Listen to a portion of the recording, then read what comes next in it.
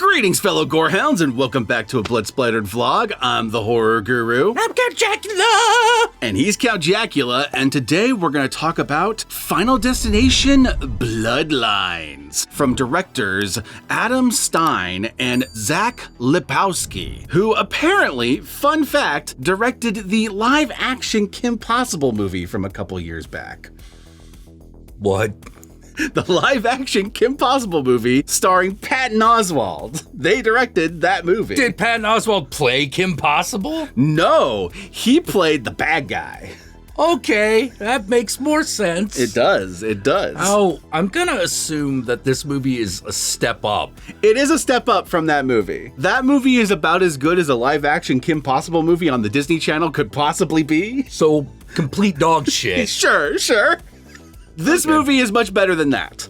This movie is the sixth entry in the Final Destination film franchise. And if you've seen a Final Destination movie, they all follow a very similar formula. You have a character who has a vision of a mass casualty event and then prevents said event, saving a bunch of lives. And then death takes that personally and starts killing off those people one by one in the order they would have died had they not prevented the mass casualty event. This movie has a very similar formula, except it has a twist on that formula. A character has that whole thing happen to them, but then they managed to survive over like 60 years. And in those 60 years, they had a kid. And that kid had another kid. So now we have 3 generations of a family that shouldn't exist because this character is supposed to be dead. And so now it's a familial curse. Death is coming for her and coming for every single kid that spawned from her. Hence Bloodline. Hence Final Destination Bloodlines. This is an interesting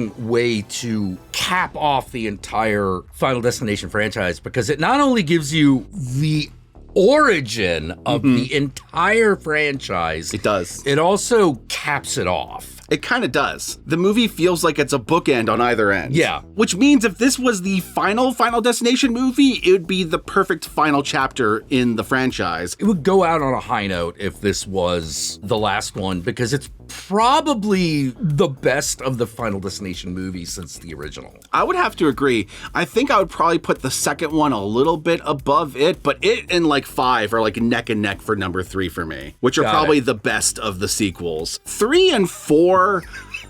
Okay, 3 and 4 have some cool kills, don't get me wrong. But story-wise, 3 and 4 are dog shit. Well, yeah, because, I mean, those are the ones where you have the gimmick, and that's kind of it. Exactly. Like, those movies are very much, we establish characters, these characters are just fodder for the kill scenes, and the kill scenes are basically the only things that are worth watching in this movie. Final Destination sequels, in my opinion, live or die on how well they handle audience expectations. Yes. Because once you've seen the first movie, you kind of have an idea of how these movies operate, which means in order to make the movies continue to be entertaining, you have to play with audience expectations. So when you show the audience, okay, here's a rake, here's a barbecue, and here's a trampoline, whatever scenario the audience first comes up with for how those things connect together, you have to come up with a completely different way for them to connect together to blindside the audience. And this movie does a really good job of blindsiding the audience at every turn, and I respected that. Yes, it did this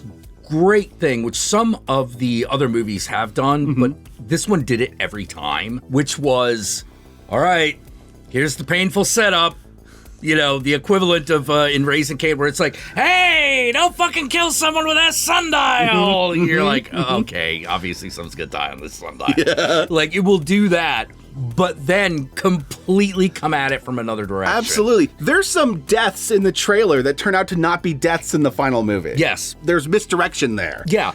And I think the single greatest thing about this movie is that every death was a punchline. Yes. I thought this movie had the perfect balance of oh shit, oh shit, oh shit, holy shit, that's funny. Yeah. This movie is probably the goriest of the Final Destination movies so far, and it fucking thrives because of that. There's a point in which a character, I'm not going to tell you how until we get to the spoilers, but a character's head gets just completely crushed at one point in this movie. And it's like watching one of those TikTok videos, those like satisfying press TikTok videos. Yes. Where you're watching something slowly just get crushed until it pops.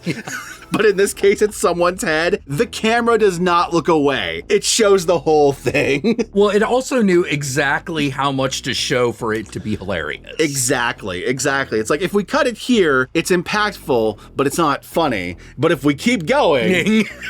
Now it's Comedy funny. gold. Comedy gold. And I thought it actually had a really good balance of the serious and the comedy, because even though it was funny to watch everyone die, I actually did care about the characters in this movie. Well, most of them are very perfectly likable, and they're not stupid. They're not doing the like, yeah, except for one scene where it's like, all right, let's get all the skepticism out in this one scene. Yes. You know, and because after this, there's no reason people wouldn't be like, all right, so Death is trying to kill us all. And it makes sense in that scene why they'd be skeptical. Yes. But it also makes sense why they'd be totally on board after that scene. Yes.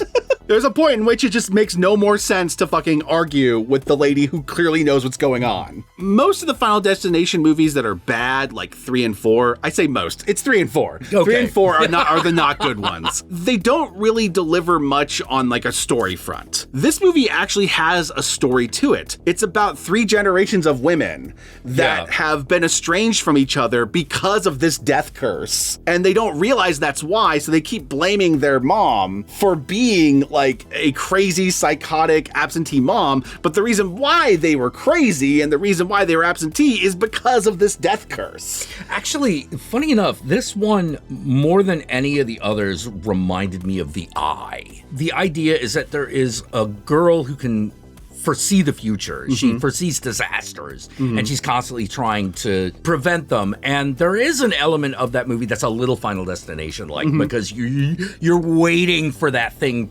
to happen. The movie never really says it, but in a way, this movie is almost about like witches, 3 women that all have this ability that allows them to see something that no one else can see. But because they can see it, everyone sees them as crazy. Yeah. But their ability to see it means they can help everyone, but instead they're kind of ostracized. They're treated as the black sheeps. Yeah. And of course, like the horrible twist is, no, they can't really help anyone. Yeah. Death is an asshole. But I liked, even though everyone in this movie's screwed because it's a Final Destination movie, if you survive the first movie, you're going to die in the next movie. That's just the way it goes. Yeah. Even though you know everyone's screwed in this movie, I did like watching these women reconnect with each other and kind of like very earnest. Come to that like realization of like, oh shit, I've been blaming you for all this shit, but you're this way because of this death curse, and now I'm exactly like you for the same reason. I'm also estranging the family. I'm also going crazy and trying to like tell everyone for their own good, and no one's believing me. Yeah, because it's that 1 in a million situations where it's like, oh, actually it makes perfect sense to estrange yourself from your family in this, this very specific circumstance. You are literally a time bomb. Yeah, you're a time bomb waiting to go off. You don't want to be anywhere near you when it happens. Your job is to stay alive as long as possible so that not only can you survive, but so your kids can survive. Yeah. So that your little brother can survive. Yeah, and because they have this like kind of like sixth sense thing going on, all they can see is all the ways in which everyone can fucking die. Yes. And that's what made them crazy. Yes, absolutely. So from a story point of view, this movie delivers. From the gore point of view, it delivers. And from the Rube Goldbergian, like, fun kill deaths point of view, it delivers. Yeah. So this movie has everything you could want out of a Final Destination movie, so it gets 2 thumbs up from me. And with that said, my fellow Gorehounds, this movie is currently available in theaters. Go check it out in theaters if you want to see it for yourself. But I think it's time we move on to the spoilers. Agreed. So we can talk about all the stuff that this movie finally reveals about the Final Destination franchise, as well as the kills that we really enjoyed. So here we go.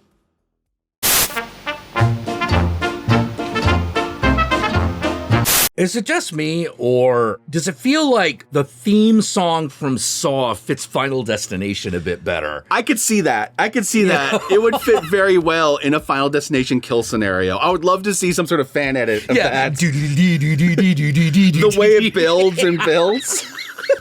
So anyway, I think the first thing we should talk about in this spoiler section is the Tony Todd of it all. Oh, fuck yeah.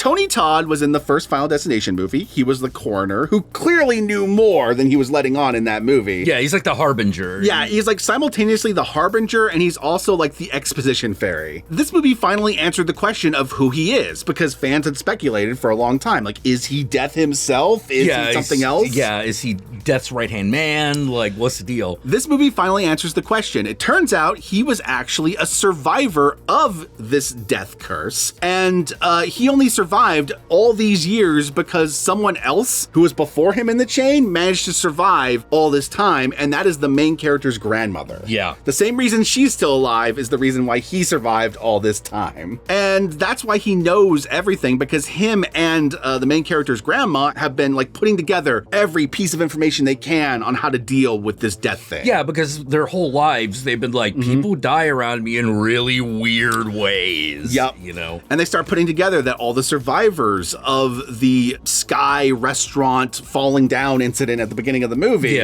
all the survivors of that start dying off one by one the way they died in her premonition. So her whole goal is to make sure she survives so it doesn't happen to her own family. Now, this movie is very aware of the fact that Tony Todd, when he filmed his final scene in this movie, was battling stomach cancer, so this was most likely going to be his final performance. Yeah, and you could tell because he's really skinny in this. They gave him a final line in the movie, and if this turns out to be the final line in any movie released with Tony Todd in it, it is the perfect final line to go out on. Yeah, it's like Vincent Price dying in Edward Scissorhands. Yes, 100%. It's just pitch perfect. It's very much the sentiment of you never know when it's going to get you, so you have to live life to the fullest. Yeah. It's Tony Todd basically saying to the audience, I know my time's going to come soon. Yeah. And I want you to live life as much as I've lived life.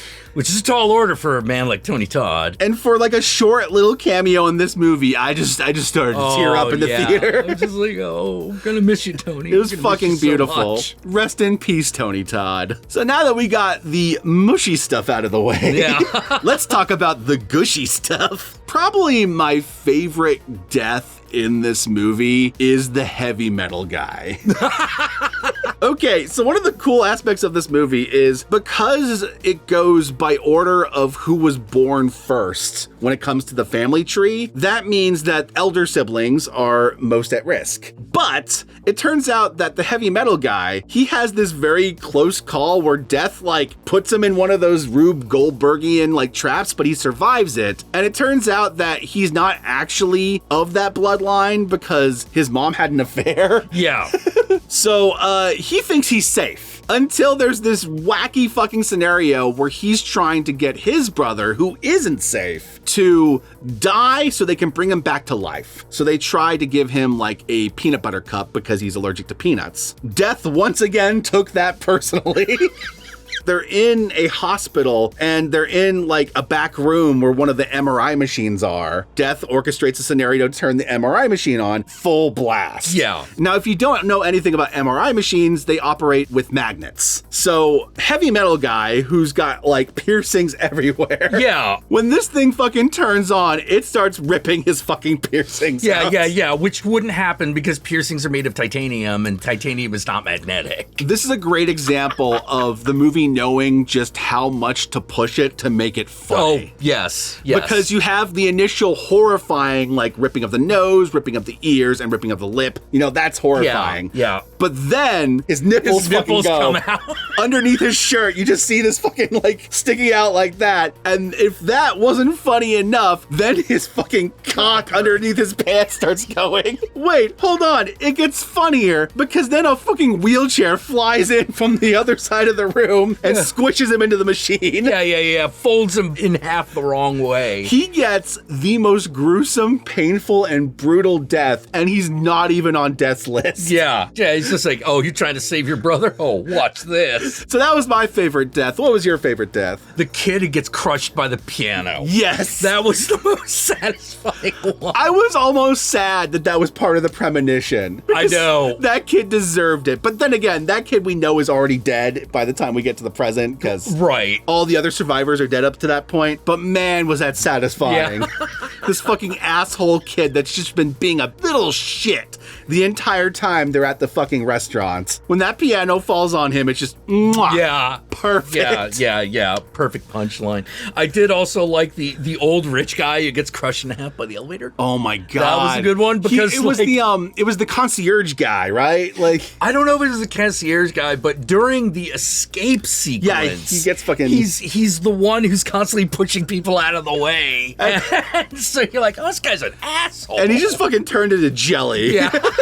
By the elevator. Get that nice cross section, you know, the human body for a bit. Oh. Shout out to the fucking preppy sister who gets crushed by the garbage truck. Oh my god. I love that one because, like, most of the movie, they're doing a good job of, like, okay, here's the setup, okay, here's how we're gonna hit you from the left field. Right. In this scenario, she dies exactly the way you think it's gonna happen. Yes. But it happens in the background of the shot, so it's not when you expect it to happen. Also, by that point, you don't realize that the older brother is that's gonna not skip related him. by blood. That's gonna skip him. I actually wonder if, like, because death did eventually kill him, one of the Final Destination movies had a rule where if you cheat the death again, it'll skip you and then come after you after it gets the next person. Oh. And that technically happens with him? That did happen, yeah. So, like, I wonder how intentional that continuity was. Yeah. Was that intentional? Was it saying that, oh, he actually is like a true blood sibling, or is death just that much of a dick? I don't know. Well, I prefer to think death is just that much of a dick. My life is better if death is that much of a dick. But it could work either way, really, when you think about it, because of the way it operates.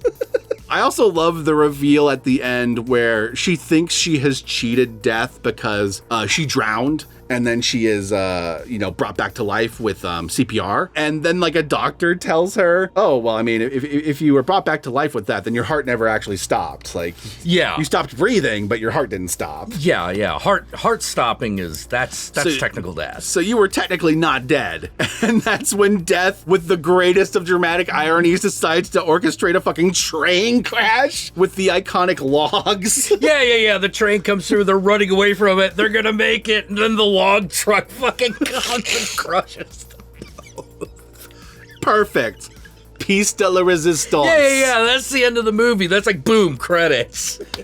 You know who I felt the most bad for in this entire movie? I felt bad for the main character's dad. I know, right? Even though he's not killed in this scenario, even though he spends most of the movie being incredulous to the whole thing, from his perspective, it makes sense. And from his perspective, he's trying to protect his daughter from the mom that abandoned her. Yeah, but everyone dies anyway. Everyone dies anyway. Poor dude. Yeah. He didn't seem like he was a bad dad either. He seemed like he was a genuinely good dude. Anyway, my fellow Gorehounds, I thoroughly enjoyed Final Destination Bloodlines. I would probably put it as number 3 or 4 on the Final Destination scale. You got 2 and 1 as probably like my 1 and 2. And then the third one is like a toss-up between this and 5. That's kind of where I'm at. Got it. I don't know where they are for you. Oh, I think this is my favorite. This is your favorite? Yeah, all right, there you go. This is my favorite. Count Jackula said it here. It's his favorite. And with that said, my fellow Gorehounds, where can they find you, Count Jackula? Well, you can find me here on YouTube. I stream at 7 p.m. every weeknight, roughly. Come on down, talk to me. We stream, we talk. Hail Satan. How about you? Y'all know me, I'm the Horror Guru. You can find me on various social media platforms, but these days, I primarily use Blue Sky, so follow me on there. Be sure to like, comment, and subscribe, and don't forget to ring that notification bell so you're notified of my videos immediately upon their upload. And if you'd like to help out either of us more directly, be sure to check out our Patreon pages, and remember, if you decide to go the Patreon route, even $1 a month can go a long way, but I will certainly accept more. And so will Jack, for that matter. And with that said, my fellow Gorehounds, I want you to comment below using the very somber hashtag RIP Tony Todd. Use the hashtag any way you please in the comment section below. That way I know, that way Jack knows, that way the whole world knows who the true goat of horror is. And with that said, my fellow Gorehounds, peace out, and we'll catch y'all later.